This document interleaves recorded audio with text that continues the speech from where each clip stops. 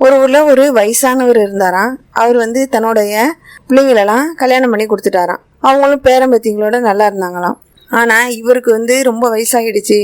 அதனால் இவரை வந்து யாருமே பார்த்துக்க மாட்டேன்னு சொல்லிட்டாங்களாம். சரின்னு இவர் என்ன பண்ணார், ஒரு கோயிலுக்கு போய் கடவுள்கிட்ட வந்து வேண்டினாராம். என்னை வந்து யாருமே பார்த்துக்க மாட்டேங்கிறாங்க, என்னோட சாப்பாட்டுக்காக ஏதாவது வழி சொல்லுங்க, இது நான் என்ன செய்ய போகிறேன்னு தெரியலையே, தடுமாறி நிற்கிறேனே அப்படின்னு சொல்லி புலம்பிகிட்டு இருந்தாராம். அப்பன்னு பார்த்து கடவுள் வந்து அவர் முன்னாடி காட்சி அளித்தாராம். காட்சி கொடுத்துட்டு என்ன சொன்னாரா, நீ போய் அங்கே ஒரு தூண் தெரியுதுல, அந்த தூணில் ஒரு சிகப்பு கலர் தொப்பி இருக்குது. அந்த தொப்பியை எடுத்து உன்னோட தலையில் போட்டுக்கிட்டு நின்று ஒரு மரத்தடியிலையோ எங்கேயோ போய் உக்காந்தின்னு வச்சுக்கேன். அங்கே வந்து உட்காரக்கூடிய பறவைகள், சின்ன சின்ன விலங்குகளுடைய பேசுகிற பாஷையெல்லாம் வந்து உனக்கு புரியும்.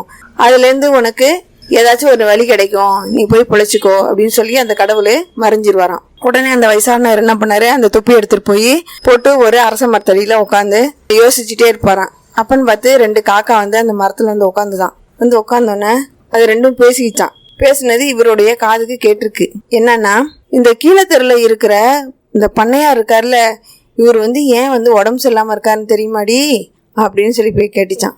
அதுக்கு இன்னொரு காக்கா சொன்னதான், அவர் வந்து தன்னோட வீட்டுக்கு வந்த பங்காளிக்கு சாப்பாடு போடாம திருப்பி அனுப்பிட்டாரு, அதோட சாபம் தான் வந்து இவருக்கு இந்த மாதிரி படுக்கையில கிடந்து ரொம்ப அவஸ்தைப்படுறாரு அப்படின்னு சொல்லி பேசிச்சான்.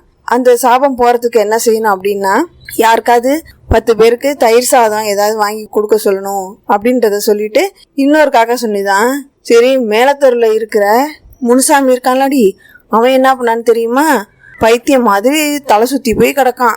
அவனுக்கு வந்து என்னன்னா, அவன் யாரோ வீட்டுக்கு வந்தாங்களாம், அவங்களுக்கு வந்து தண்ணி கொடுக்காம தண்ணி கூட இல்லைன்னு சொல்லி அனுப்பிட்டானா, அதோட சாபம் தாண்டி அவன் வந்து இப்படி திரிகிறான் அப்படின்னு சொல்லி பேசிக்கிச்சிங்களாம்.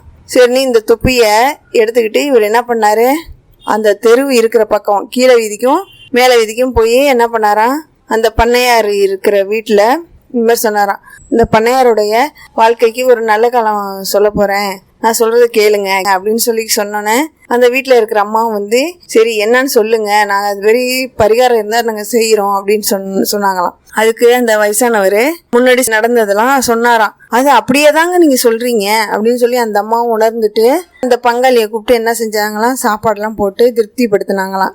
உடனே அந்த பண்ணையாருக்கு உடம்பு சரியாயிடுச்சான். அதே மாதிரியே கீழே வீதியில் இருக்கிற முனுசாமிங்கிறவருக்கும் என்ன பண்ணிட்டாங்க, தண்ணிலாம் கொடுத்து உபசரிச்சாங்களாம்.